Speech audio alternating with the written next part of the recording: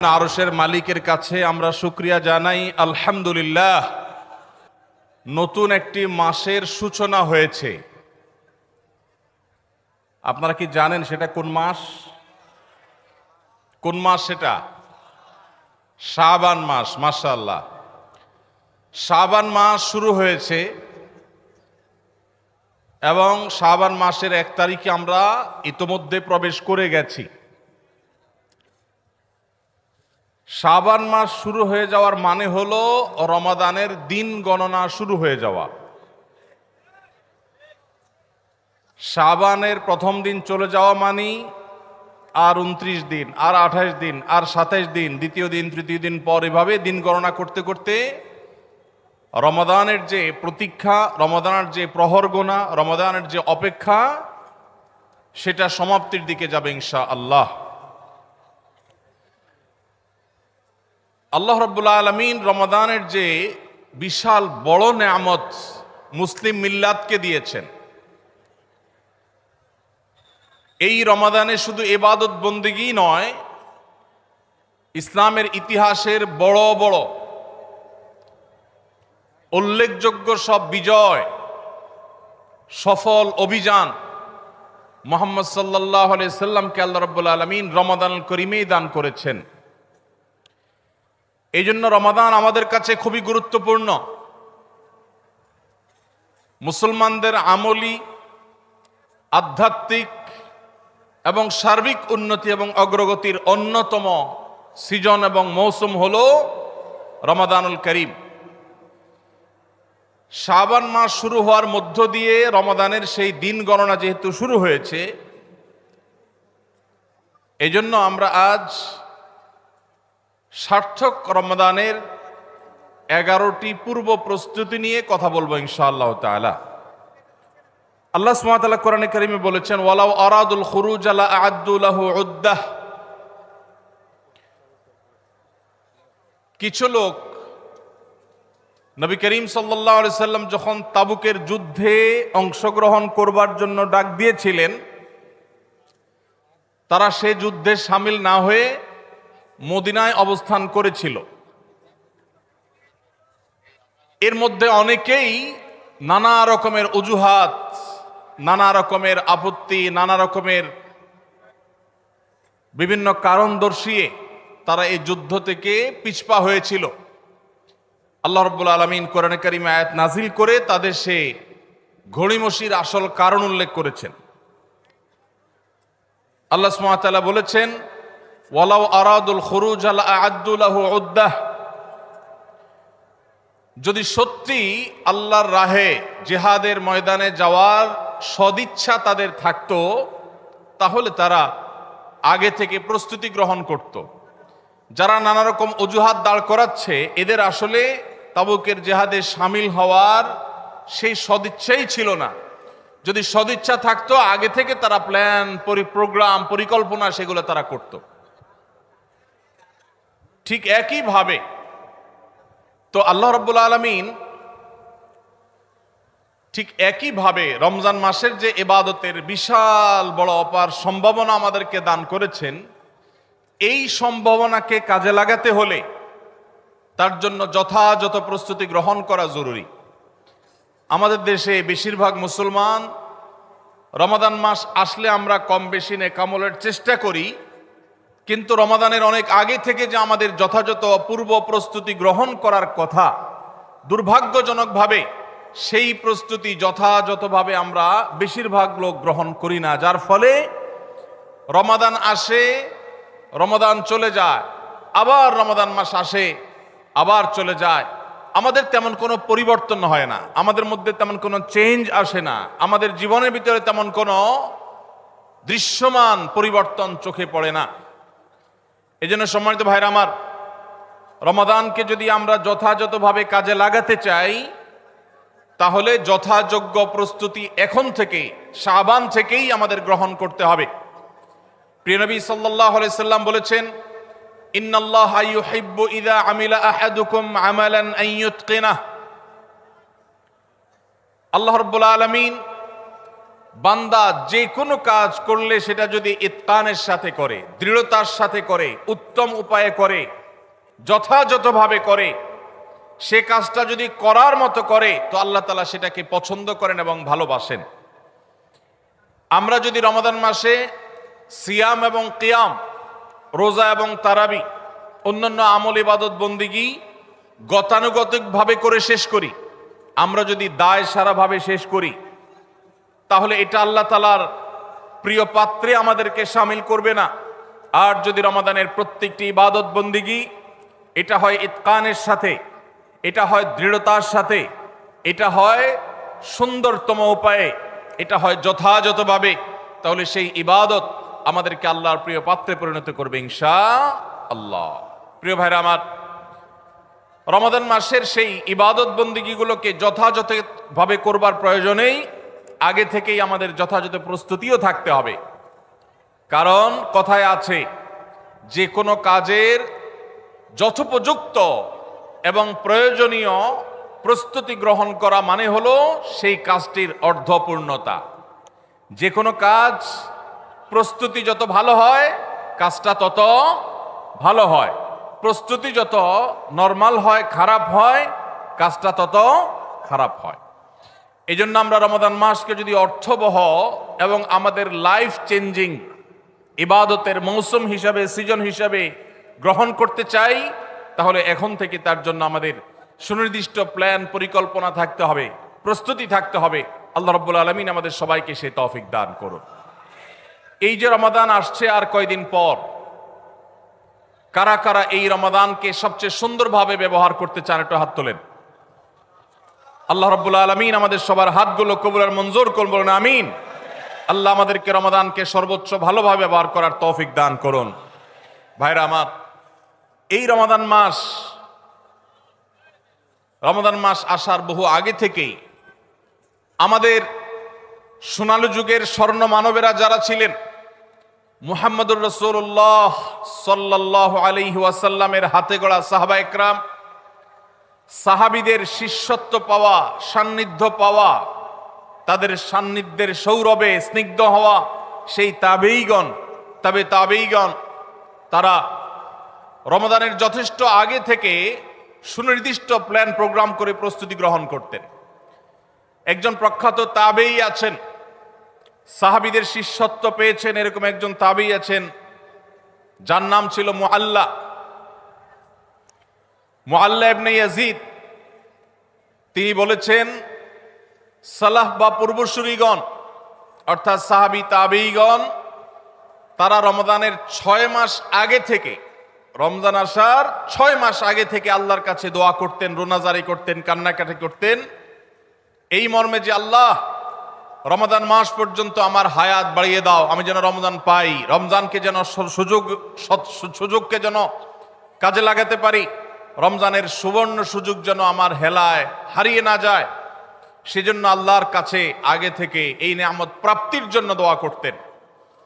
আর রমজানের পরে বাকি যে 6 মাস, এই 6 মাস তারা দোয়া করতেন, আল্লাহ রমজানে যে সমস্ত আমল ইবাদত, যে সমস্ত নেকামল বন্দিগি আপনি করার তৌফিক দিয়েছেন, সেগুলো যেন আপনি মেহেরবানি করে কবুল এবং মঞ্জুর করেন, অ্যাকসেপ্ট করেন, আপনি যেন সেগুলোকে গ্রহণ করে নেন, সেজন্য 6 মাস তারা দোয়া করতেন। তাহলে দেখা গেল সালাফে সালেহিন, তাদের কাছে রমাদান এত গুরুত্বপূর্ণ ছিল যে রমজানের আগের 6 মাস এবং পরের 6 মাস রমজান ভাবনায় তারা সবসময় ডুবন্ত ছিলেন, নিমজ্জিত ছিলেন, এর মধ্যেই তারা সবসময় মগ্ন থাকতেন।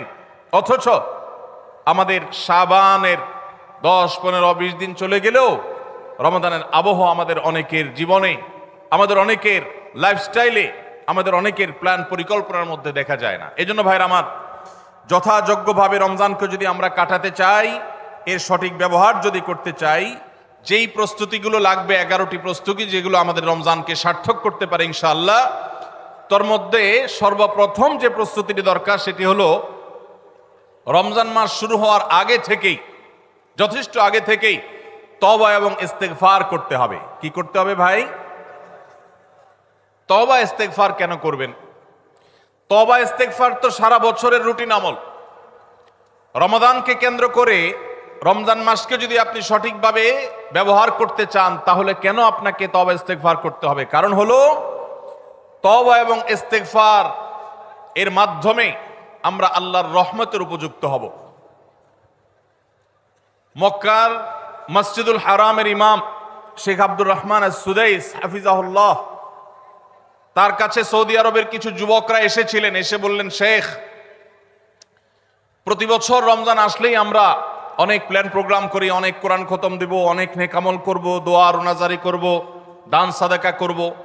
দুর্ভাগ্যজনকভাবে সেটা আমাদের আর রমজান মাসে করা হয় না। আফসোস করতে করতে রমজান মাস পার হয়ে যায়। আপনি আমাদেরকে পরামর্শ দিন, কেন আমাদের প্রতি বছর জীবনে রমজান আসে অথচ সেটা সঠিক ব্যবহার করতে পারি না? তখন শেখ সুদাইস তাদেরকে বলেছিলেন, রমাদান মাসে ইবাদত বন্দেগী করতে পারা এটা আল্লাহর নেয়ামত, এটা আল্লাহর অনুগ্রহ, এটা আল্লাহর রহমত। যে রমজান পেয়েও ইবাদত করতে পারলো না সে তো হতভাগা, কপাল পোড়া। এই হতভাগ্যের কাতারে সাধারণত সেই মানুষগুলোই পড়ে যারা আল্লাহর রহমতের উপযুক্ত না। আমরা নানাবিধ অপরাধে, নানাবিধ গুনাহ করে, নানাবিধ নাফরমানি করে আল্লাহর রহমতের উপযুক্ততা আমরা হারিয়ে ফেলেছি, যার কারণে রমজানের ইবাদতের তৌফিক হয় না। এই জন্য তিনি তাদেরকে নসিহা করেছিলেন যে আমি তোমাদেরকে উপদেশ দিচ্ছি, রমজান আসার আগে থেকেই আগের যে সমস্ত গুনাহ খাতা হয়েছে, যে সমস্ত নাফরমানি হয়েছে, আল্লাহর অবাধ্যতা হয়েছে, সেগুলোর জন্য চোখের পানি ফেলে রোনাজারি করে আল্লাহর কাছে ক্ষমা চাও। আল্লাহর কাছে ক্ষমা চেয়ে যদি আগের সবগুলোকে ভ্যানিশ করতে পারো তাহলে আল্লাহর কাছে রহমতের উপযুক্ত হবে। বিষয়টা অনেকটা হালখাতার মতো। আপনার আগের দেনা দায় সব যখন পরিশোধ করে দিয়েছেন, নতুন করে আবার আপনি ধার করার, বাকিতে নেওয়ার উপযুক্ততা আপনার অর্জন হবে। ঠিক একইভাবে আমাদের নানা নাফরমানের কারণে আল্লাহর রহমত থেকে আমরা দূরে সরে গেছি। লানত অর্থাৎ রহমত থেকে দূরে সরে যাওয়া, এটার উপযুক্ত হয়ে গেছি অনেকে। এই জন্য ভাইরা, এখন থেকে রমাদানের প্রস্তুতির নিয়তে আল্লাহর কাছে তওবা করা, গুনাহ মাফ চাওয়া, ইস্তিগফার করা, জীবন পরিবর্তন করবার সংকল্প করা, এটা হবে আমাদের রমাদানের প্রথম প্রস্তুতি। চেষ্টা করব তো ইনশাআল্লাহ। প্রতিদিন যখনই তৌফিক হয় আল্লাহর সাথে একটু কথা বলবেন, আল্লাহ আমার সমস্ত গুনাহগুলো মাফ করে দিন, আমার নাফরমানি মাফ করে দিন, আমাকে আপনি ক্ষমা করে দিন।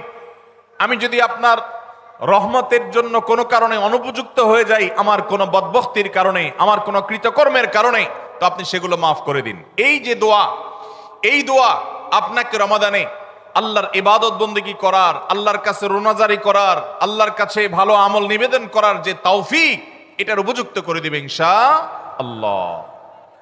তাহলে রমাদানের প্রস্তুতির প্রথমটি আমরা পেয়ে গেলাম, সেটা হলো আগের গুনাহ খাতাগুলো থেকে ইস্তিগফার করা, তওবা করা, ফিরে আসা। এর মধ্য দিয়ে রমাদানে ইবাদতের জন্য নিজেকে প্রস্তুত করব ইনশাআল্লাহ। চেষ্টা করা যাবে না ইনশাআল্লাহ? নাম্বার 2, দ্বিতীয় প্রস্তুতি হলো রমাদান মাসে আল্লাহ রাব্বুল আলামিন এই মাসের যে ফজিলত বর্ণনা করেছেন, কোরআন এবং হাদিস সম্পর্কে যাদের মৌলিক ধারণা আছে, হাদিসে রাসূল সম্পর্কে যাদের একটু ঘাটাঘাটিও আছে, তারা জানেন 2-3টা আমল সম্পর্কে কোরআন এবং সুন্নাহর সবচেয়ে বেশি সংখ্যক ভাষ্য বর্ণিত হয়েছে। সবচেয়ে বেশি সংখ্যক, এত ফজিলতের, এত তাৎপর্যের, এত মর্যাদার হাদিস আর অন্য আমল সম্পর্কে সাধারণত দেখা যায় না।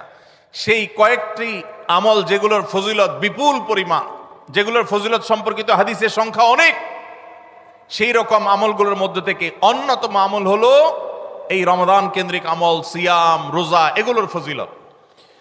তো আমাদের রমাদান কেন্দ্রিক প্রস্তুতি হিসাবে দ্বিতীয়ত যে কাজটি আমরা করতে পারি সেটি হলো এখন থেকেই রমাদান মাসের কি কি ফজিলত আছে, সিয়াম সাধনার কি কি ফজিলত আছে, রমাদানের কি কি আমল আছে, বিশেষ করে ফজিলত এবং মর্যাদার কথাগুলো আলোচনা শুরু করা। এখন থেকে বাসা বাড়িতে গোল হয়ে কোনো নির্দিষ্ট বইকে কেন্দ্র করে পাঠচক্র হতে পারে, গ্রুপ স্টাডি হতে পারে, পর্যালোচনা হতে পারে যে রমাদান মাসের কি কি মাহাত্ম্য আছে। এক একজন এক একটা বললেন।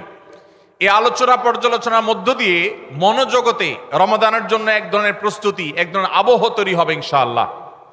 এজন্য দ্বিতীয় প্রস্তুতি হিসাবে আমরা এই কাজটিও ইনশাআল্লাহ করব, সেটা হলো রমজানের ফজিলত, রমজানের মর্যাদা, সিয়ামের ফজিলত, অন্যান্য আমলের উপকারিতা, সেগুলো নিয়ে আমরা বেশি বেশি পর্যালোচনা করব। যত বেশি আপনি আগে থেকে পর্যালোচনা করবেন, রমজানের প্রতি আপনার তৃষ্ণা, সিয়াম সাধনার প্রতি আপনার ভেতরে আকাঙ্ক্ষা, প্রত্যাশা এবং প্রতীক্ষা, এটা আপনার মধ্যে বাড়তে থাকবে এবং রমজানের প্রতিটা মিনিটকে কাজে লাগাবার জন্য তাগাদা আপনার ভিতরে অনুভব হবে ইনশাআল্লাহ। নাম্বার 3, তৃতীয় প্রস্তুতি হলো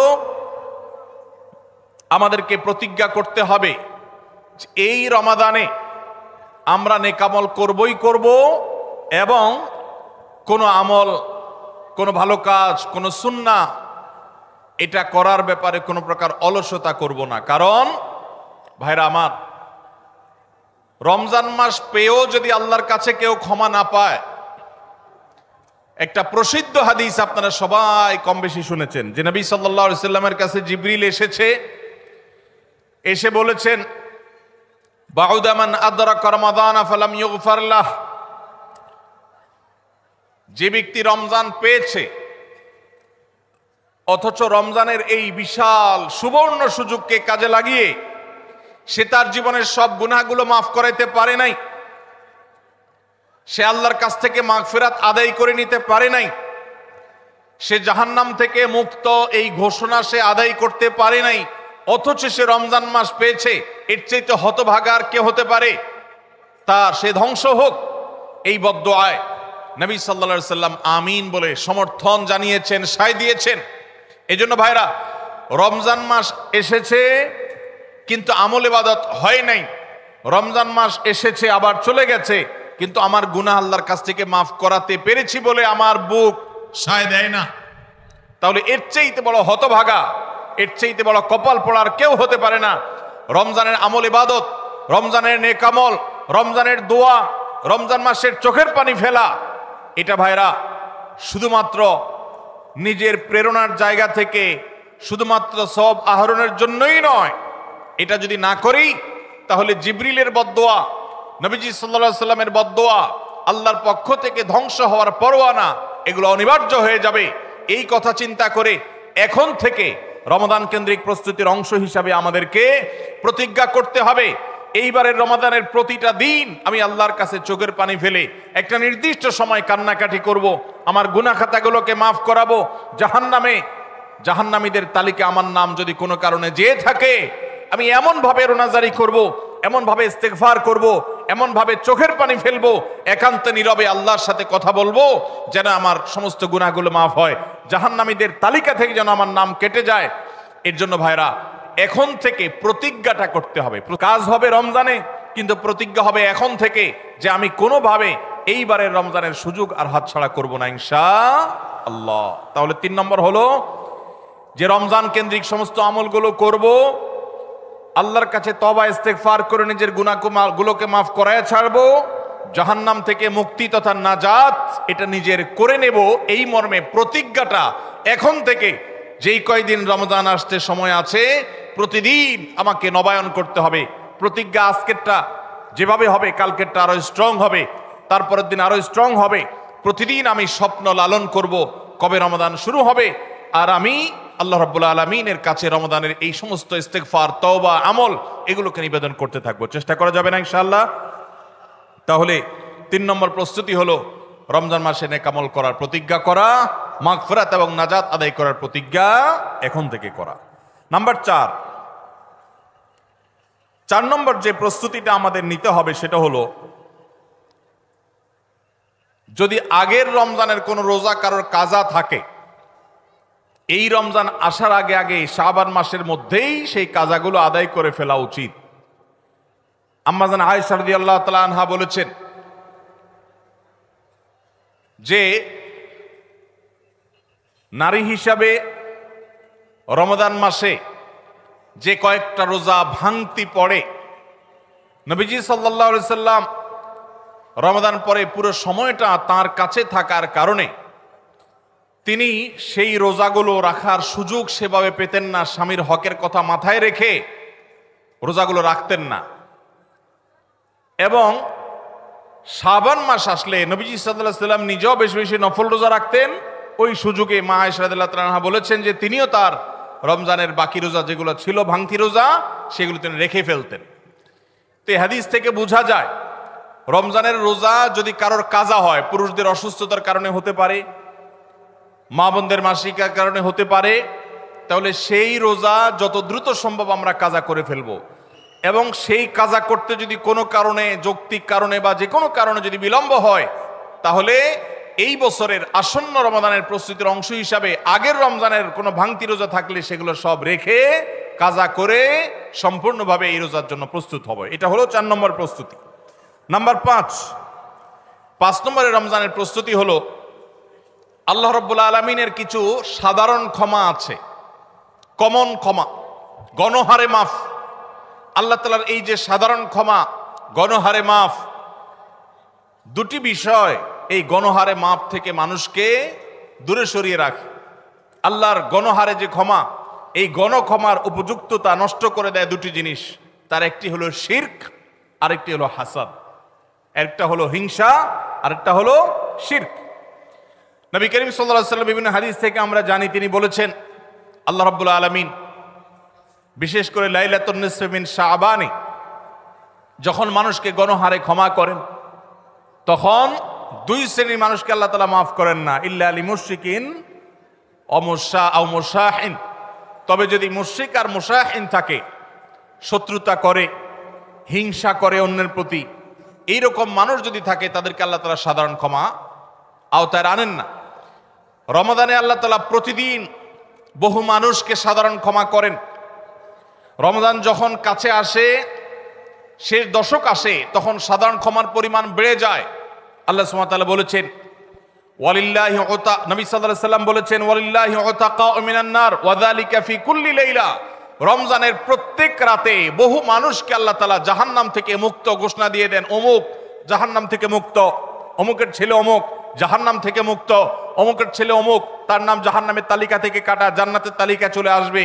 অসংখ্য মানুষকে এভাবে এই সুযোগ আল্লাহ তাআলা দান করেন।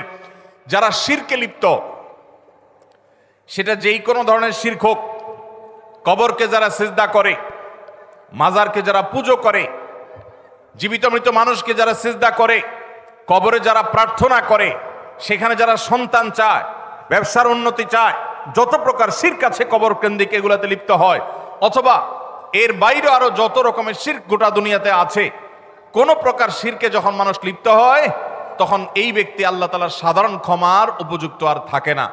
এই জন্য ভাইরা, রমজানের প্রস্তুতির অংশ হিসাবে 5 নম্বরের যে প্রস্তুতি আমরা গ্রহণ করব, সেটা হলো আল্লাহ তাআলা যেহেতু রমজানে অনেককেই সাধারণ ক্ষমা করবেন, আমি যেন সেই সাধারণ ক্ষমা প্রাপ্ত সৌভাগ্য মানুষদের তালিকায় ঢুকতে পারি, সেজন্য আমার অন্তর থেকে হিংসাকে ধুয়ে মুছে সাফ করে ফেলতে হবে।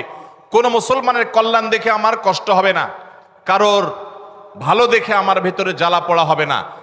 পারলে তার জন্য আরো বেশি দোয়া করব, যে কারোর ভালো হোক আমি আরো ভালো চাইবো, কারোর কোনো ক্ষতি আমি চাইবো না।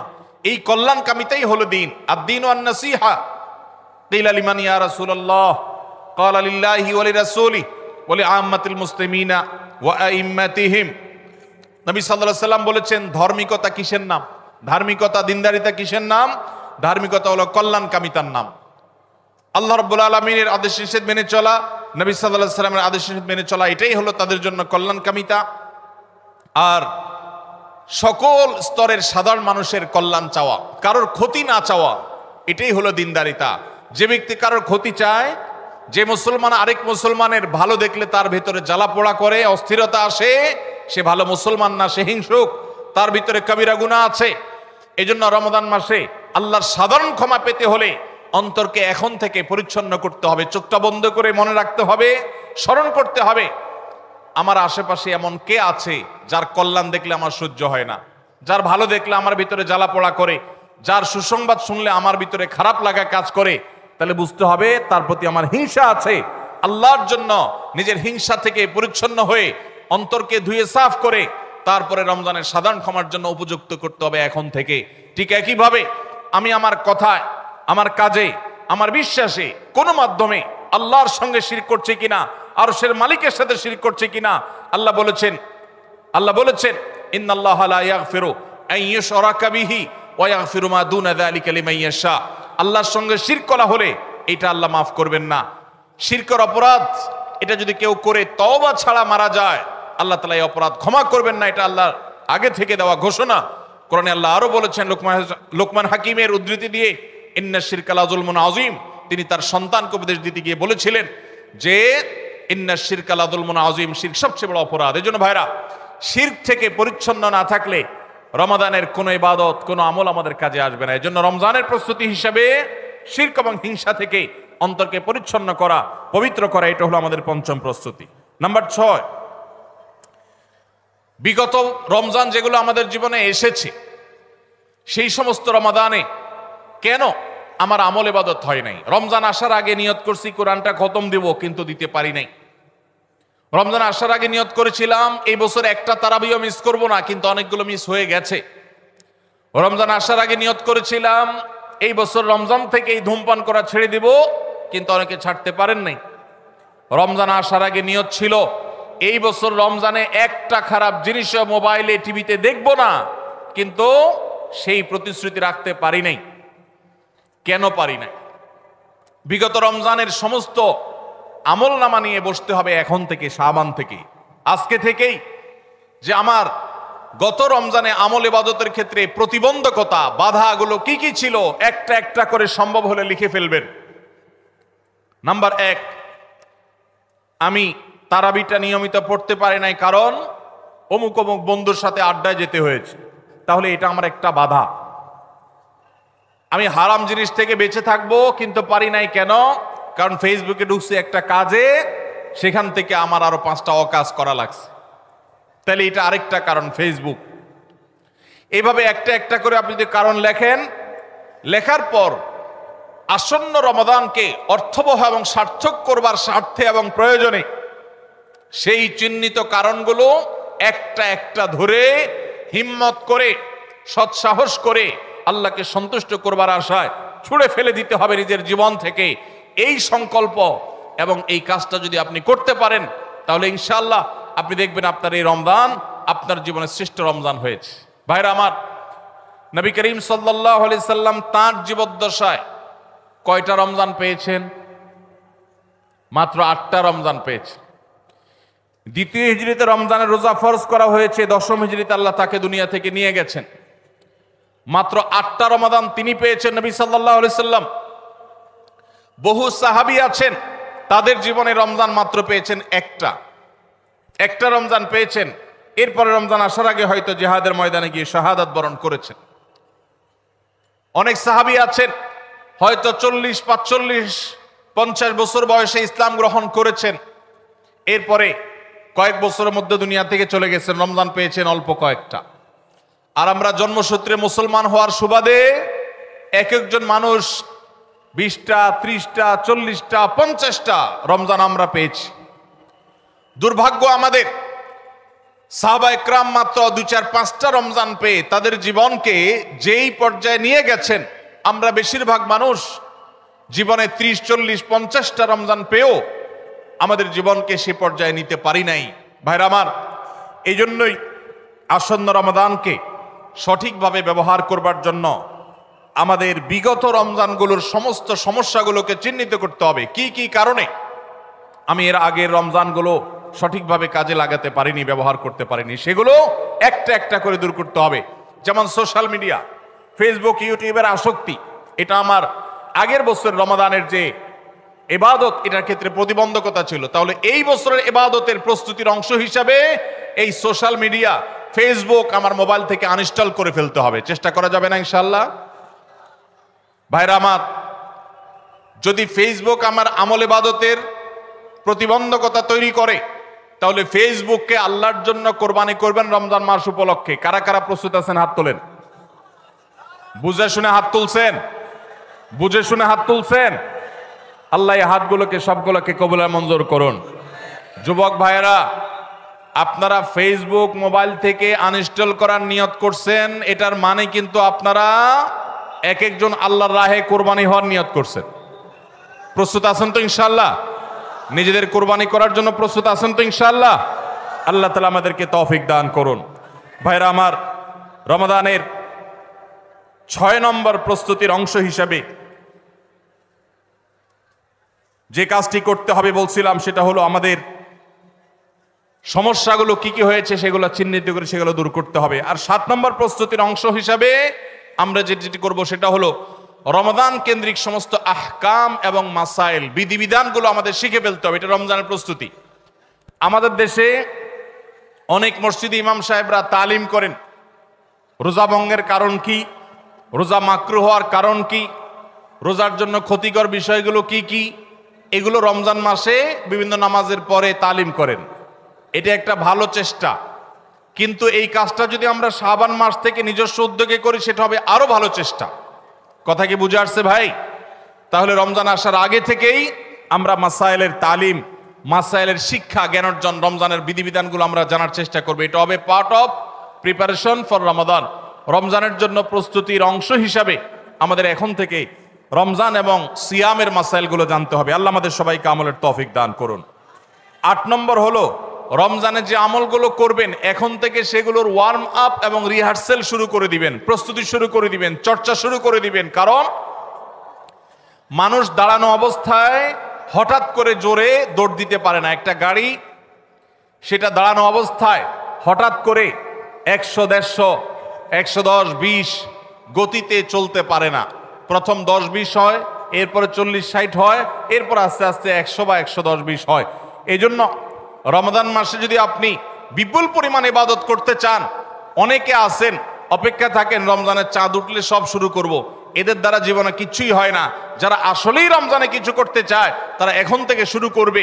রমজানে আমরা রোজা রাখবো, নবী সাল্লাল্লাহু আলাইহি সাল্লাম শাবান থেকে নফল রোজা রাখার অভ্যাস শুরু করতেন। রমজানে আমরা দোয়া করব, এখন থেকে দোয়ার রিহার্সেল শুরু করা, প্রস্তুতি শুরু করা। যে কোনো গুরুত্বপূর্ণ কাজের আগে মহড়া শুরু হয়, তারপরে মূল কাজ শুরু হয়। এই জন্য শাবান মাস থেকে আমাদের প্রস্তুতি চলতে হবে। চেষ্টা করা যাবে না ইনশাআল্লাহ? তাহলে 8 নম্বরের প্রস্তুতি হলো যেই আমলগুলো রমজানে করব সেগুলোর রিহার্সেল, সেগুলোর প্রস্তুতি, ওয়ার্ম আপ এখন থেকে শুরু হবে।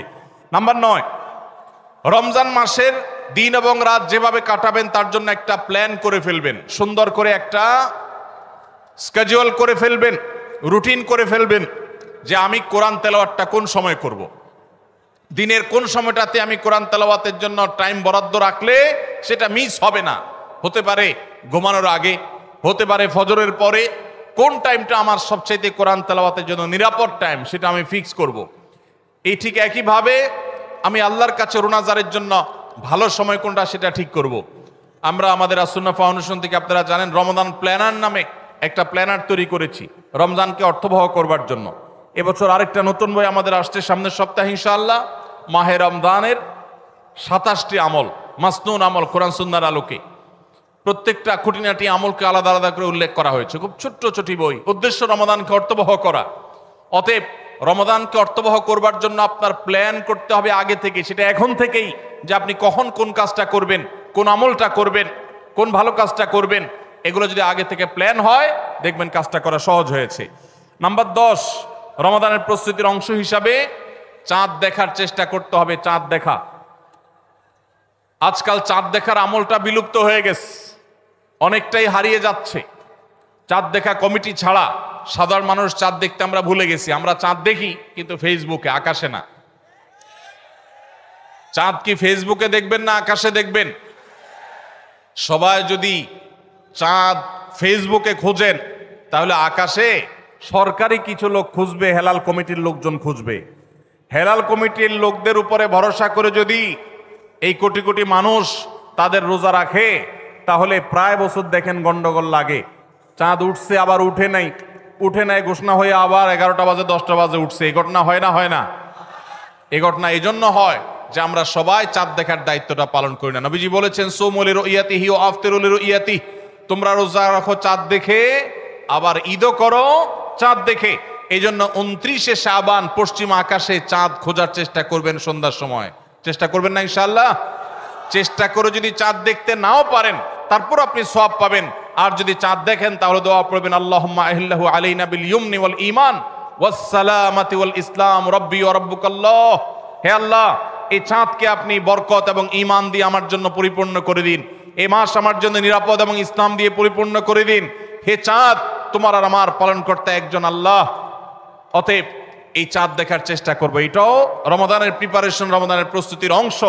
11 নম্বর হলো আল্লাহর কাছে ভাই চোখের পানি ফেলে এখন থেকে দোয়া করব, আল্লাহ এই যে রমজান আসছে এটা যেন আমার জন্য লাইফ চেঞ্জিং হয়, এটা যেন আমার জীবন পরিবর্তনকারী হয়, এটা যেন আমাকে মুত্তাকি বানিয়ে ছাড়ে, এটা যেন আমাকে নেকামল ওয়ালা বানিয়ে দেয়, এটা যেন আমার জীবনে বিশাল বড় অ্যাচিভমেন্ট এনে দেয়, এটা যেন আমাকে মাগফিরাত পাইয়ে দেয়, এটা যেন আমাকে নাজাত পাইয়ে দেয়, এটা যেন আমাকে জান্নাতের উপযুক্ত করে।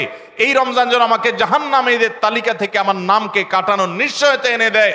সেইভাবে রমজানকে কাটাবার জন্য আপনি তৌফিক দান করুন। এখন থেকে আল্লাহর কাছে এই বরাদ্দ আদায় করতে হবে, চেয়ে নিতে হবে এবং সেটার জন্য দোয়া করতে হবে। এই দোয়াটা হলো একাদশ এবং সর্বশেষ প্রস্তুতি। চেষ্টা করা যাবে না ইনশাআল্লাহ? রমাদান উপলক্ষে আসুন্নাহ ফাউন্ডেশন থেকে আমরা একটা ঘোষণা গত বছরে দিয়ে রেখেছি, ইনশাআল্লাহ এই রমাদানে সেটা কার্যকর হবে। সেটা হলো যে রমজান মাসে যদি কেউ পুরো কোরআনে কারীম অর্থ সহকারে বুঝে পড়ে, মাদ্রাসার নিচের ক্লাসের ছাত্ররা তারা শরীক হতে পারবে, উপরের ক্লাসের ছাত্র অথবা আলেম ওলামা তাদের জন্য এটা না, কারণ তারা তো এই কম্পিটিশনে এমনিতেই ভালো করবে। এটা আমাদের সাধারণ শিক্ষিত ভাইদের জন্য, স্কুল কলেজের ভাইদের জন্য, সর্বস্তরের নারী পুরুষ, দেশে বিদেশে প্রবাসে থাকা সব মানুষদের জন্য উন্মুক্ত। অনলাইনে নিজস্ব ওয়েবসাইটে আমরা এই পরীক্ষা নিয়ে থাকি। 6টি ধাপে সারা বছর নেওয়া হয়েছে। এখন সামনে রমাদানে যেটা হবে সেটা হলো মূল, যে কেউ যারা আগের কোনো ধাপে পরীক্ষা দেয় নাই তারাও সবাই দিতে পারবে। কাজ হলো শুধু একটাই, সেটা হলো রমাদানকে কেন্দ্র করে আপনি টার্গেট করবেন পুরা কোরআনের শুরু থেকে শেষ পর্যন্ত আমি একবার ভালো করে অর্থ সহকারে বুঝে পড়ার চেষ্টা করব। চেষ্টা করা যাবে না ইনশাআল্লাহ? আল্লাহ তাআলা কি বলেছেন পুরা কোরআনে আমরা অনেকেই পড়তে চাই, জানতে চাই, কিন্তু হয়ে ওঠে না। আপনি এই রমজানকে কেন্দ্র করে টার্গেট করেন প্রতিদিন আমি 1 পারা বা 1.5 পারা, ইমাম সাহেব বা হাফেজ সাহেব তারাবিতে যে তেলাওয়াত করেন পুরো পারাটা আমি যদি সুন্দর করে দেখে যাই এবং দেখার পরে পরিবারের লোকদের সাথে গ্রুপ স্টাডি করি, মুদারাসা করি, যেটা নবী সাল্লাল্লাহু আলাইহি সাল্লাম জিবরিলের সাথে করতেন, সেটা যদি আপনি করেন তাহলে রমজানের শেষ জুমাবার বাদ ফজর অনলাইনে আমাদের পেজ থেকে লিংক দেওয়া হবে, লিংকে ক্লিক করে শর্ট টার্মে একজন একটু রেজিস্ট্রেশন করে দিতে হবে। নিজে পারলে ভালো, না হলে যারা অনলাইন বোঝে তারা 1 মিনিট লাগবে রেজিস্ট্রেশন করতে, বাস। এরপরে আপনি ডাইরেক্ট পরীক্ষা দিতে পারবেন। এমসিকিউ প্রশ্ন, একটা অক্ষরও লিখতে হবে না, সব প্রশ্ন উত্তর দেওয়া আছে, 4টা উত্তর দেওয়া থাকবে, সঠিকটা সিলেক্ট করতে হবে। এই পরীক্ষা যারা বিজয়ী হবেন তাদের জন্য পুরস্কার হলো 15 লক্ষ টাকা। 15 লক্ষ টাকার পুরস্কারের ঘোষণা আমরা দিয়েছি। এর মধ্যে প্রথম 3 জনকে আমরা ইনশাআল্লাহ বিদিনিল্লাহ ওমরা করাবো। 3 জনের ওমরার জন্য আল্লাহর 3 বান্দা ইতোমধ্যে স্পন্সর হয়ে টাকা জমা দিয়ে দিয়েছেন আমাদের কাছে। এখন শুধুমাত্র কারা কারা ওমরা যেতে চান সে মানুষগুলো দরকার। আপনারা সবাই যেতে চান ইনশাআল্লাহ? অতএব ভাইরা, রমাদানকে কেন্দ্র করে ওই যে প্রিপারেশন, প্রস্তুতির অংশ হিসাবে এখন থেকে কোরআনে কারীম বুঝে পড়া শুরু করে দেন। পরীক্ষার দিন পরীক্ষা দেন। আপনি পুরস্কার জিতেন আর না জিতেন, আল্লাহ বলেছেন ফাস্তাবিকুল খায়রাত, ভালো কাজে প্রতিযোগিতা করা এটা ইটসেলফ একটা ভালো কাজ। অতএব আপনি পরীক্ষায় অংশগ্রহণ করেছেন, প্রতিযোগিতায় নাম লিখিয়েছেন, এটাই একটা ইবাদত। আপনার রমাদান কর্তব্য করে দিতে পারে ইনশাআল্লাহ। সবাই চেষ্টা করবো তো ইনশাআল্লাহ রমাদানকে কেন্দ্র করে। তাহলে যেই প্রস্তুতিগুলো আমরা নিতে পারি, যেগুলো আমাদের রমাদানকে অর্থবহ করতে পারে, তার ভিতরে 1 নম্বর বলেছিলাম তওবা ইস্তেগফার করে আগের সব গুনাহগুলো থেকে আল্লাহর কাছ থেকে মাগফিরাত আদায় করে নেওয়া, যাতে করে রমজানে ইবাদতের জন্য আপনি উপযুক্ত হন, আল্লাহর রহমত প্রাপ্তির তৌফিক প্রাপ্ত হন। অনেক সময় গুনাহগুলো ইবাদতের ক্ষেত্রে বাধা হয়, গুনাহের কারণে আল্লাহর ইবাদতের তৌফিক হয় না। নাম্বার 2, আল্লাহ রাব্বুল আলামিন রমাদানের এবং সিয়ামের যে ফজিলতের কথা বলেছেন, নবীজি সাল্লাল্লাহু আলাইহি ওয়াসাল্লাম যেসব ফজিলতের কথা বলেছেন, মর্যাদা, মাহাত্ম্য, তাৎপর্যের কথা বলেছেন, এগুলোর আলোচনা, পর্যালোচনা এগুলো এখন থেকে শুরু করা। আপনার অফিসে, বাসায় বিভিন্ন রকমের হাদিস, রমাদানের ফজিলত, সাহারি ইফতারের ফজিলত, গুনাহমুক্ত থাকার ফজিলত, তাকওয়া চর্চার ফজিলত, রমজানের আমল, এগুলো এখন থেকে জানাশোনা শুরু করে দেন। এখন থেকে এটা রিহার্সাল শুরু করেন। রমাদানকে অর্থবহ করবার জন্য আমরা রমাদান প্ল্যানার করেছি। রমাদানকে অর্থবহ করবার জন্য আমরা তারাবির সালাতে কোরআনের বার্তা বই করেছি। রমাদানকে অর্থবহ করার জন্য আমাদের আরেকটা বই আসছে, মাহে রমাদানের 27 আমল। এই সব আয়োজন কিভাবে রমজানকে সুন্দরভাবে কাটানো যায় সেজন্য এখন থেকে আপনি ফজিলতের হাদিসগুলো জানেন, আলোচনা করেন, দেয়ালে দেয়ালে নিজের বাসায় লাগায় রাখেন এবং বারবার দেখেন, পর্যালোচনা করেন, আবহ তৈরি হবে ইনশাআল্লাহ। নাম্বার 3, তৃতীয় প্রস্তুতি হলো এইবারের রমাদানে যে কোনোভাবে মাগফিরাত আদায় করে ছাড়বো আল্লাহর কাছ থেকে। জাহান্নামীদের তালিকা আমার নাম থেকে থাকলে এটা কাটায় ছাড়বো এই মর্মে প্রতিজ্ঞা করা, এটাও প্রিপারেশন। এখন থেকে নিয়ত করা যে এই রমজানটা অর্ডিনারি রমজান হবে না, এই রমজানটা শুধু সাহরি আর ইফতার আর তারাবি এই 3 জিনিসের নাম হবে না, এটা একটা অর্থবহ রমজান হবে। একটা নাফরমানি আমি করব না, একটা গুনাহ আমি করব না। এখন থেকে প্রতিজ্ঞা করতে হবে নিজের সাথে নিজে, প্রতিদিন নিজের সাথে নিজের বোঝাপড়া ফাইনাল করতে হবে, এটা প্রস্তুতি। নাম্বার 4, বিগত রমাদানের যদি কোনো রোজা কাজা হয়ে থাকে সেগুলো সব আদায় করে শেষ করতে হবে শাবানের মধ্যে। নাম্বার 5, শিরক এবং হাসাদ, হিংসা, এগুলোর কারণে আল্লাহর সাধারণ ক্ষমার উপযুক্ততা মানুষ হারিয়ে ফেলে, সেগুলো থেকে মুক্ত থাকার প্রতিজ্ঞা করে মুক্ত থাকার জন্য চেষ্টা করতে হবে এখন থেকে, যে শিরক থেকে থাকলে জীবনে কখনো সেই শিরক থেকে মুক্ত হওয়া, অন্তরের কারো প্রতি হাসাদ থাকলে সেটাকে দূর করা, তার কল্যাণকামী হওয়া, এগুলোর মধ্য দিয়ে রমজানে যে সাধারণ ক্ষমা হবে তার জন্য নিজের উপযুক্ততা তৈরি করা, এটাও রমজানের প্রস্তুতির অংশ। নাম্বার 6, বিগত রমজানগুলোতে কোন কোন কারণে আমার আমল হয় না, কোন দোস্তের কারণে, কোন বন্ধুর কারণে, কোন গ্রুপের কারণে, কোন অ্যাপসের কারণে, কোন ফেসবুকের কারণে, সেগুলো একটা একটা করে এই রমজানে যেন জীবনে না থাকে সেগুলা ছিন্ন করার জন্য প্রস্তুতি নেওয়া। নাম্বার 7, রমজানের মাসলা মাসাইলগুলো জানা, এটাও রমজানের প্রস্তুতির অংশ, এখন থেকে সেটা করা। 8 নম্বর হলো রমজানে যে আমল করতে চান এখন থেকে সেগুলো শুরু করে দেন, তেলাওয়াত করা। অনেক সালাফ শাবান মাস থেকে প্রচুর তেলাওয়াত করা শুরু করতেন, নবীজি শাবান মাস থেকে নফল রোজা শুরু করতেন। এগুলো হলো আগে থেকে প্রস্তুতি এবং মহড়া। রমজানে যা করবেন, দান সাদকা করবেন, এখন থেকে লিস্ট করেন, তালিকা শুরু করে দেন, টাকা পয়সা জোগাড় শুরু করে দেন, এগুলো হলো পার্ট অফ প্রিপারেশন। 9 নম্বর হলো রমজান কিভাবে কাটাতে চান তার একটা রুটিন করে ফেলেন, দিন রাত 24 ঘন্টার রুটিন। বাচ্চাদের, ফ্যামিলির অনেক ধরনের আমল আছে রমজানকে কেন্দ্র করে, যেগুলো হারিয়ে গেছে আমাদের সমাজ থেকে। রুটিন করেন এবং ইলম অর্জন করার চেষ্টা করেন। নাম্বার 10, চাঁদ দেখার চেষ্টা করতে হবে, এটাও রমজানের প্রস্তুতির অংশ। আর 11 নম্বর হলো আল্লাহর কাছে দোয়া করতে হবে, আল্লাহ যেন আমাদেরকে রমজানের রোজাকে যথাযথভাবে আদায় করার তৌফিক দান করেন। চেষ্টা করা যাবে তো ইনশাআল্লাহ। আল্লাহ রাব্বুল আলামিন আমাদের সবাইকে রমজানকে সর্বোচ্চ কাজে লাগাবার, সর্বোত্তম ব্যবহার করবার তৌফিক দান করুন। সবাই চেষ্টা করবো তো ইনশাআল্লাহ।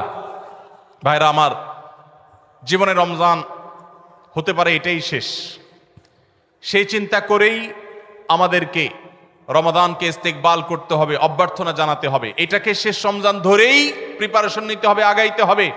এইবার যদি সুযোগ মিস হয়, হয়তো আর সুযোগ আমার কাছে আসবে না, সেই চিন্তা করেই করতে হবে। তাহলে ইনশাআল্লাহ এই রমাদানে অর্থবহ কিছু করা সম্ভবপর হবে। আমরা সবাই সেজন্য যার যার জায়গা থেকে সচেষ্ট হব আগে থেকেই। এবং মনে রাখবেন, আবারও বারবার বলছি যে নবী সাল্লাল্লাহু আলাইহি সাল্লামের সেই হাদিসটি মাথায় রাখতে হবে, রমজান মাসটা আমল করে, ইবাদত করে কিছু কামাইতে পারলাম ভালো, না কামাইতে পারলাম তেমন কোনো ব্যাপার না। ব্যাপারটা সেরকম না। ব্যাপারটা হলো, যদি এই মাস চলে যায় আর অবহেলায় আপনি আল্লাহর কাছ থেকে মাগফিরাত আদায় করতে না পারেন, তাহলে বাউদামান আদরাকা রমাদান ওয়া লাম ইগফার লাহ, এই হাদিসের মেজদাক হবেন আপনি, এই হাদিসের প্রয়োগ ক্ষেত্র হবেন আপনি। সেক্ষেত্রে রমজান পেয়েও মাগফিরাত না পাওয়ার কারণে ধ্বংস অনিবার্য হয়ে যাবে। এটা শুধুমাত্র শখের বিষয় না, এটা ডু অর ডাই এর মতো ব্যাপার। আপনি রমজান পাইলেন না, মাগফিরাত পাইলেন না, জাহান্নাম নিশ্চিত হবে। অতএব যারা বাঁচতে চাই তারা এখন থেকে প্ল্যান প্রোগ্রাম করা যাবে না ইনশাআল্লাহ। সেই সাথে আমি শুরুতে যেটা বলেছিলাম, রমাদান সেই মাস যেই মাসে আমল এবং ইবাদতের শুধু উন্নতি আর তারাক্কি না, মুসলমানদের সার্বিক অগ্রগতি, উন্নতি আল্লাহ রাব্বুল আলামিন এই মাসে দিয়েছেন। ঐতিহাসিক বদরের যুদ্ধের সেই স্মৃতি বিজড়িত মাস এই রমাদান। মক্কা বিজয়, বড় বড় ঘটনা ইসলামের ইতিহাসে, বড় বড় সাফল্য আল্লাহ তাআলা রমাদানে দিয়েছেন। অতএব সেই জন্য নিজেদেরকে প্রস্তুত করতে হবে, প্রস্তুতি এখন থেকে গ্রহণ করতে হবে। এবং বাংলাদেশের এই মাটি আল্লাহ রাব্বুল আলামিন যেন দ্বীনের জন্য, ঈমানের জন্য, কোরআনের জন্য, সুন্নাহর জন্য কবুল করেন। এদেশের মুসলমানদের অন্তরের অন্তঃস্থলে যেন দ্বীনকে আল্লাহ তাআলা গেঁথে দেন। আমাদেরকে সবাইকে যেন আল্লাহ তাআলা প্র্যাকটিসিং মুসলমান বানায় দেন। নামদারি মুসলমানদেরকে আল্লাহ যেন সিরিয়াস মুসলমান বানায় দেন। নামাজি মুসলমানকে যেন আল্লাহ আখলাকওয়ালা মুসলমান বানায় দেন। আখলাকওয়ালা মুসলমানকে যেন আল্লাহ মুখলেস মুসলমান বানায় দেন। আমরা সব সময় দোয়া করবো ইনশাআল্লাহ। এই আসন্ন রমাদানকে কেন্দ্র করে সেই দোয়া আরো বাড়াতে হবে, তার প্রিপারেশন আরো বাড়াতে হবে। এদেশের সংখ্যাগরিষ্ঠ মানুষ তারা ইসলামকে পছন্দ করে, মুসলমান, তারা ইসলামকে ভালোবাসে মনে প্রাণে, ধর্মপ্রাণ। এরপরও এদেশে একের পর এক বিভিন্ন সময় আমরা দেখেছি ইসলামকে নানাভাবে আঘাত করা হয়। আমরা মুসলমানরা সর্বশক্তি দিয়ে এই সামান্য কিছু হাতে গোনা ইসলাম এবং মুসলমানদের প্রতি বিদ্বেষ পোষণ করা এই অপশক্তি, এদেরকে দমন করবার শপথও আমাদেরকে গ্রহণ করতে হবে রমাদানকে কেন্দ্র করে। আপনারা অনেকে ইতোমধ্যে জেনেছেন, অনেকে আপনারা জেনেছেন এবং দেখেছেন, দেশে সংস্কার কার্যক্রম যে চলমান আছে, এখানে নারী বিষয়ক সংস্কারের যে কমিশন, সেই কমিশন পত্রপত্রিকা আপনারা দেখেছেন, অনেকে সুপারিশ করেছে বৈষম্য দূর করার নাম দিয়ে কোরআন যে বাবার সম্পত্তিতে, মায়ের সম্পত্তিতে মেয়েদেরকে ছেলেদের অর্ধেক সম্পদ দিতে বলেছে, সে আইনটা এখনো সামাজিকভাবে প্রচলিত আইনে কার্যকর আছে। পরিবর্তন করার, আল্লাহর এই বিধানকে পরিবর্তন করার সুপারিশ করেছে এই নারী বিষয়ক সংস্কার কমিশন।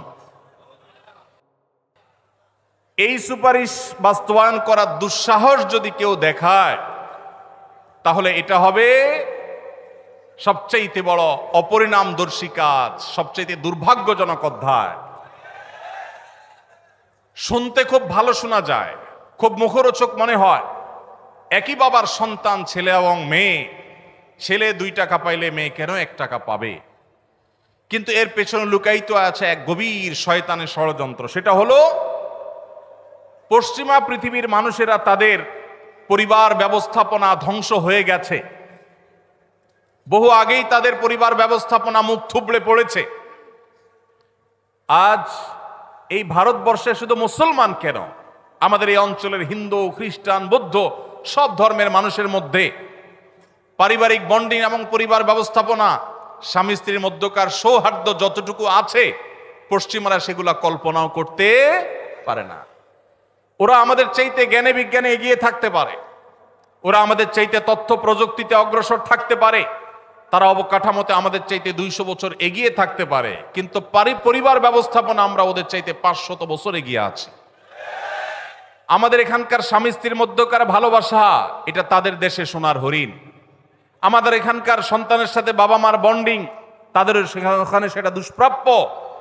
ভাইরা আমার, এই যে সমতার নাম দিয়ে, বৈষম্য দূরের নাম দিয়ে এই যে নতুন প্রস্তাবনা আসছে, এই প্রস্তাবনার মিনিং হলো পরিবার ব্যবস্থাপনাকে ধ্বংস করে ফেলা। কিভাবে সেটা? ছেলে এবং মেয়ে উভয় যখন সমান সমান হারে 1 টাকা 1 টাকা করে পাবে, তখন পশ্চিমাদের মতো ছেলে বলবে মেয়েকে, বাসা ভাড়া তুমি অর্ধেক শেয়ার করো, সংসার খরচ তুমি অর্ধেক শেয়ার করো, যেভাবে পশ্চিমা পৃথিবীতে আছে। এইটা যদি শুরু হয়, তখন পরিবার ব্যবস্থাপনা ওদেরটা যেরকম ধ্বংস হয়েছে, আমাদেরটাও ধ্বংস হওয়া অনিবার্য হবে। দুইজনকে ঘরের বাহির হতে হবে। এটা হলো স্বামী স্ত্রীর মধ্যকার রেষারেষি শুরু হওয়ার একটা সূচনা, একটা সূত্রপাত, যে তোমার কাছেও 2 টাকা আছে, আমার কাছেও 2 টাকা আছে, তাহলে সংসার খরচ আমি দিলে তুমি কেন দিবা না, তোমাকেও দিতে হবে। এখন আল্লাহ রাব্বুল আলামিন যে সুন্নাতুল্লাহি ফিল আরদ, পৃথিবীতে আল্লাহর যে নিয়ম রেখেছেন, পুরুষরা বাহিরের দিকটা সামলায়, মেয়েরা ভেতরের দিকটা সামলায়। পুরুষরা বাহিরের জগৎটাকে দেখে, মেয়েরা ভেতরের জগৎটাকে দেখে। এই যে বন্টন, এই বন্টনের মধ্য দিয়ে যে পরিবার ব্যবস্থাপনা মানব সভ্যতার শুরু থেকে আজও পর্যন্ত আসছে, এটার ভিন্ন পথ এক্সপেরিমেন্ট করে, চালিয়ে, পরীক্ষা চালিয়ে পশ্চিমারা ফেইলিওর হয়ে গেছে, ব্যর্থ হয়ে গেছে। এখন আমাদের সমাজকে ব্যর্থ করার অপচেষ্টায় এদেশে তাদের কিছু দোসররা করছে এবং তারা এই কাজে লিপ্ত আছে। বিধায় আমাদেরকে চোখ কান খোলা রাখতে হবে। কোরআনে কারীমের আইন, কোরআনে কারীমের বিধান এমনিতেই তো নাই, যে 2-1টা সমাজের খাঁজে ভাজে আছে, এগুলাকে ধুয়ে পরিষ্কার করার যে শয়তানের ষড়যন্ত্র, নীল নকশা, এটা ইনশাল্লাহ এদেশের মানুষ বাস্তবায়ন করতে দিবে না। এদেশের মানুষ দিনকে যতটা ভালোবাসে, ফু মেরে, তুড়ি মেরে সংস্কারের নামে আল্লাহর দেওয়ার সেই বিধান, এটাকে উড়িয়ে দেয়া হবে আর সাধারণ মানুষ চুপচাপ বসে থাকবে। এটা বোকার স্বর্গে বসবাস করা ছাড়া আর কিছুই নয়। এমনিতেই কোরআনের কোন আইন, কোন বিধান, আল্লাহর আদেশ বা নিষেধ মুসলিম অধ্যুষিত দেশ হিসাবে, ধর্মপ্রাণ মানুষদের দেশ হিসাবে সেটা আমাদের আইনে, সংবিধানে এমনিতেই স্থান পাচ্ছে না। যেগুলো আছে দুই একটা, সেগুলো মুছে পরিষ্কার করার এই ষড়যন্ত্র এদেশের প্রত্যেকটা মুসলমান রুখবে ইনশাআল্লাহ। ভাইরা আমার, এই জন্য আমাদেরকে চোখ কান খোলা রাখতে হবে, আমাদেরকে সতর্ক থাকতে হবে। তবে সেই সাথে আমাদের এও মাথায় রাখতে হবে, মা বাবার সম্পদে বোনদের অধিকার, এটাকে আমরা অনেক পুরুষরা বঞ্চিত করছি, তাদেরকে অধিকার দিচ্ছি না। যেটুকু কোরআন বলেছে সেটুকুর বাস্তবায়ন হলেই সমাজ শান্তিতে পরিপূর্ণ হয়ে যাওয়ার কথা, কিন্তু সেটা বাস্তবায়ন করার নাম নাই, সেটাকে পরিবর্তন করার বরং চেষ্টা চলছে। ভাইরা আমার, আল্লাহ রাব্বুল আলামিন আমাদেরকে নারী পুরুষের মধ্যে সমতা বিধান করতে বলেন নাই, ন্যায্যতা বিধান করতে বলেছেন। কি করতে বলেছেন? সমতা। ইসলাম সমতার কথা বলে না, ন্যায্যতার কথা বলে। সব সময় সমতা মানুষের ন্যায্যতাকে নিশ্চিত করে না, সব সময় সমতা মানুষের ন্যায্যতাকে নিশ্চিত করে না। এই জন্য ইসলাম ন্যায্যতা কথা বলেছে। ন্যায্যতা এটা থাকতে হবে, সমতা থাকা জরুরি নয়। আল্লাহ আপনাকে একটা ছেলে দিছে, একটা মেয়ে দিছে। ছেলেটার জ্বর হয়েছে, তাকে নাপা খাওয়াইছেন 103 ডিগ্রি জ্বর। মেয়েটার শরীরে কোনো জ্বর নাই, সুস্থ মানুষ, তাকে বলতেছেন তুমিও তো আমার ঘরে জন্ম নিয়েছ, এক পাতা নাপা কিনেছি, ছেলেটাকে খাইয়েছি একটা, তুমিও তো ভাত খাইছ, এখন একটা নাপা তুমিও খাও, না হলে তো আমার ভয় হয় যে আমি সমতা বিধান করলাম না। কি বলেন? ছেলের জ্বর হয়েছে, তাকে নাপা খাওয়াইছেন, এখন সমতা যদি বজায় রাখতে হয় তাহলে মেয়েকেও কি করা লাগবে? নাপা খাওয়ানো। এক ছেলের বয়স 20, তার জন্য যে সাইজের জামা কিনেছেন, আরেকজনের বয়স 10। সমতা বিধান করতে হলে তার জন্য একই সাইজের জামা কিনতে, একই সাইজের জামা যদি কিনেন তাহলে সেটাকে ইনসাফ হবে না বেইনসাফ হবে? ইসলাম এই মুখরোচক, সস্তা, শুনতে শুধু ভালো শোনা যায় এরকম সমতা নারী পুরুষের মধ্যে করতে বলে না, ন্যায্যতাকে নিশ্চিত করতে বলে। আপনি কোথাও আপনার ছেলে মেয়েদেরকে কোনো ভালো কিছু দেখাবার জন্য নিয়ে গেছেন, দুইজন ছেলে বা একজন ছেলে একজন মেয়ে গেছে, একজন বড় একজন ছোট, একটু উপরে উঠে দেখতে হবে। সেজন্য যে বড় 15 বছর বয়স, তার দেখার সুবিধার জন্য 3টা ইট দিয়ে বলেছেন তুমি এবার দাঁড়াও, সে দেখতে পাচ্ছে। এখন যার বয়স 5, তার জন্য যদি 3টা ইট দেন, সে কি দেখতে পাবে? কিন্তু যেহেতু বড়জনকে 3টা দিবেন, ছোটজনকেও 3টা দিবেন, ছেলেকে 3টা দিবেন, মেয়েকেও 3টা দিবেন, এটা হলো সমতার দাবি। আর ন্যায্যতার দাবি হলো যার 3টা লাগে তারা 3টা দিবেন, যার 6টা লাগে তাকে 6টা দিবেন। এটা হলো ন্যায্যতা। ইসলাম নারী পুরুষের মধ্যে ন্যায্যতা নিশ্চিত করতে বলে, সমতা নয়। পশ্চিমারা যে সমতার কথা বলে এটা মুখরোচক, বস্তাপচা, সস্তা স্লোগান। এই স্লোগান কখনো ইনসাফ প্রতিষ্ঠা করতে পারে না। পশ্চিমাদের সমাজ ব্যবস্থা ইনসাফ প্রতিষ্ঠা হয় নাই। নারীরা মুসলমানদের চাইতে 1000 গুণ বেশি নিগৃহীত, নিষ্পেষিত। আমাদেরকে বুঝতে হবে এবং ধারণ করতে হবে। আল্লাহ রাব্বুল আলামিন কোরআন এবং হাদিসের আলোকে আমাদের জীবনকে, আমাদের সমাজকে, আমাদের দেশকে, আমাদের পরিবারকে, সবকিছুকে ঢেলে সাজাবার তৌফিক আমাদেরকে দান করুন। আমাদেরকে কোরআন এবং হাদিসকে ধারণ করতে হবে, রমাদান কর্তব্য করতে হবে। যে সমস্ত কথা আমরা শুনলাম, জানলাম, দিনভর আলোচনা হলো, আল্লাহ তাআলা আমাদের সবাইকে আমলের তৌফিক দান করুন।